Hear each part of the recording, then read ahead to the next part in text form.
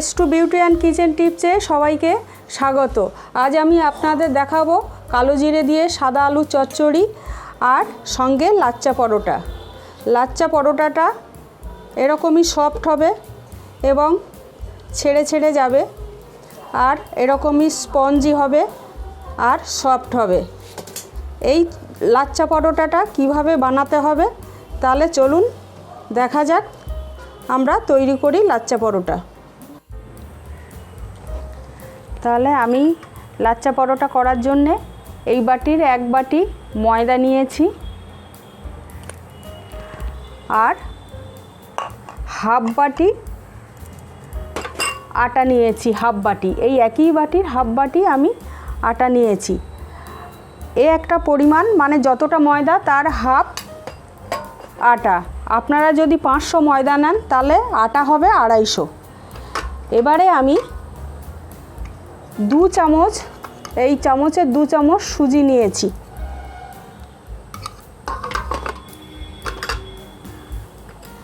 আর 1 চামচ লবণ নিয়েছি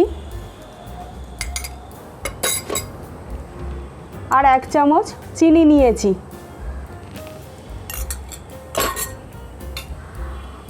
আড়াইশো গ্রাম দুধ এই বাটিটাই আমি গরম করে নিয়েছি। এটা এবারে আস্তে আস্তে দিয়ে আমি মাখা শুরু করব।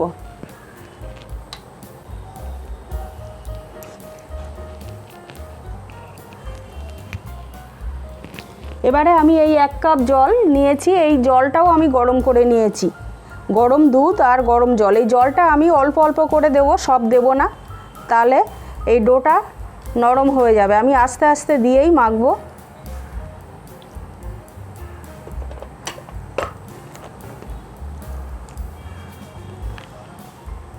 এই 1 চামচ ঘি নিয়েছি, ঘিটা এর সঙ্গে দিয়েই মাখবো।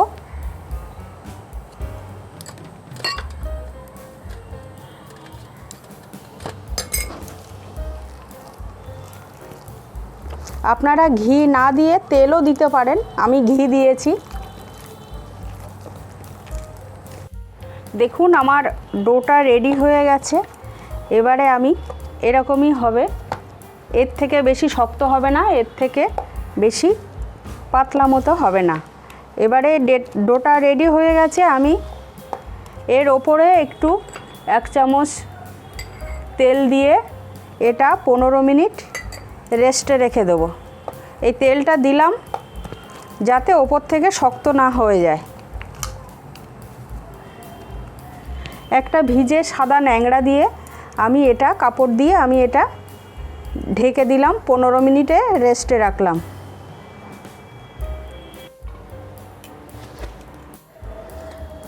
দেখুন আমি এবারে কাপড়টা তুলে নেব, ভিজে কাপড়টা তুলে নিলাম। নিয়ে দেখুন ভীষণ সফট। এবারে আমি লেচি করে নেব।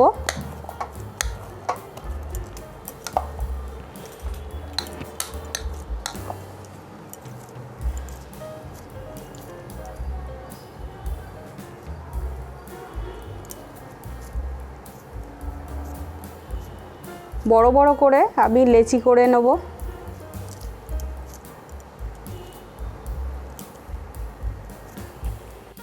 দেখুন আমার সব কটা লেচি করা হয়ে গেছে।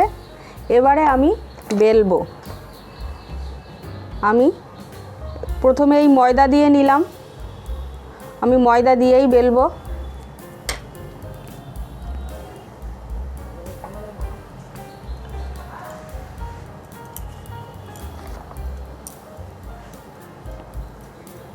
রুটিটা বড় করেই বেলবো।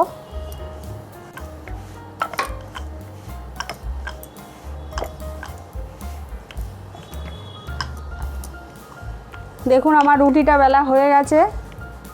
এবারে একটু তেল দিয়ে দেবো।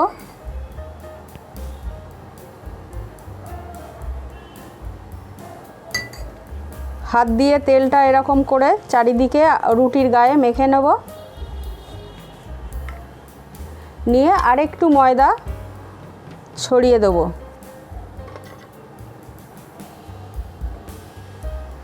আপনারা ময়দা না দিয়ে কর্নফ্লাওয়ারও দিতে পারেন, আমি ময়দা দিচ্ছি।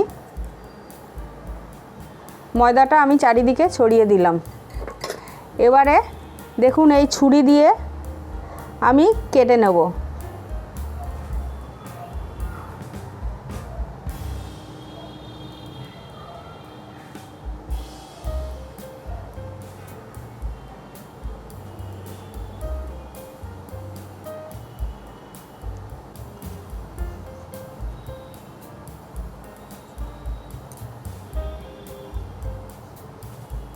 দেখুন আমি ছুরি দিয়ে সব কেটে নিয়েছি। এইবারে আমি এক জায়গায় করে নেব আস্তে আস্তে সবগুলো।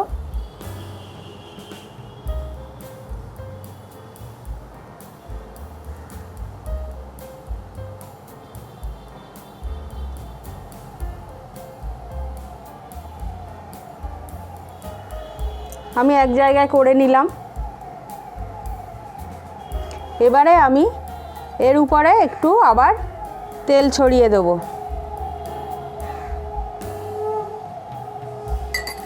আর একটু ময়দা দিয়ে দেব।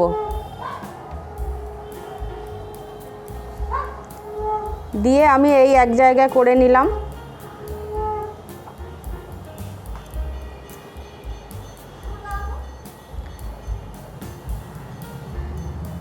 এবারে আমি এইভাবে গোল করে করে গোল করে করে নিলাম। নিয়ে এটা আমি এর ভিতরটা এইভাবে ঢুকিয়ে দেবো। এই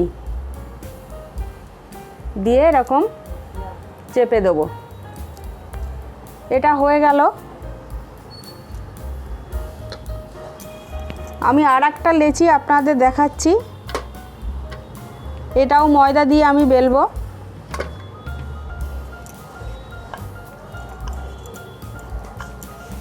দেখুন এটা আমার বেলা হয়ে গেছে। এবারে সেই একই প্রসেসে আমি এভাবে চারিদিকে একটু তেল লাগিয়ে নেব। রিফাইন্ড অয়েল দিতে পারেন আপনারা, আবার ঘিও দিতে পারেন। আমি এই ময়দা চারিদিকে ছড়িয়ে দিলাম।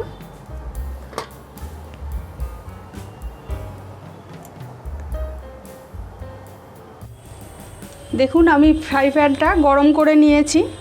এবারে এটা শুকনো খোলাই দিয়ে দেবো, শুকনো ফ্রাই প্যানেই দিয়ে দেবো। আমি প্রথমে কোনো তেল দিলাম না।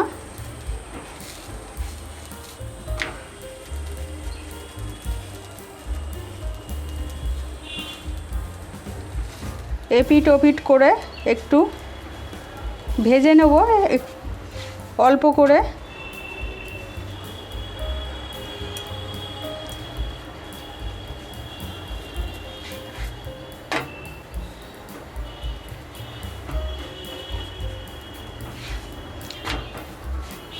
আপনাদের এই লাচ্চা পরোটা আমি বেলা দেখিয়ে দিলাম কেমনভাবে বেলতে হয়। এটা খুবই সহজ পদ্ধতি, পরোটারই মতো।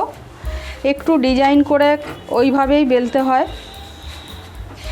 আপনারা এই রেসিপিটা একবার বাড়িতে বানিয়েই দেখবেন। এটা আমার শুকনো খোলায় এপিট ওপিট করা হয়ে গেছে। এবারে আমি একটু তেল অল্প করে দিয়ে আমি ব্রাশ দিয়ে এদিক ওদিক করে দেবো পরোটার গায়ে, সামান্য পরিমাণে তেল দিয়ে।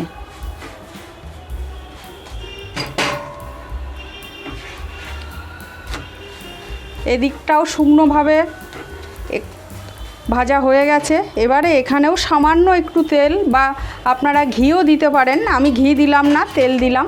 একটু পরোটাটা ব্রাশ করে নেব, সামান্য পরিমাণে তেল ব্রাশ করে নিলাম। এবারে এপিট ওপিট করে আমি ভেজে নেব।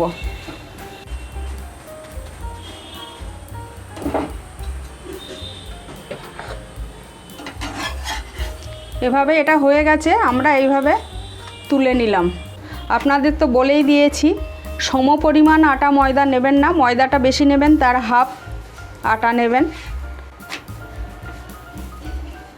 আপনাদের এই রেসিপিটা যদি ভালো লাগে একটা লাইক কমেন্ট শেয়ার করবেন। আর আমার চ্যানেলে যারা নতুন আছেন তারা চ্যানেলটা সাবস্ক্রাইব করবেন, তাদের কাছে অনুরোধ রইল।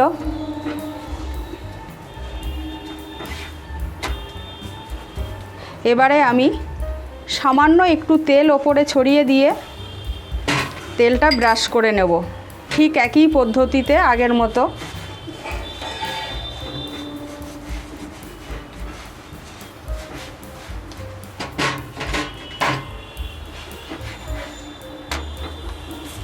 এদিকটাও শুকনো শুকনো ভাজা হয়ে গেছে। এবারে আমি সামান্য এখানেও একটু তেল দিয়ে দেবো।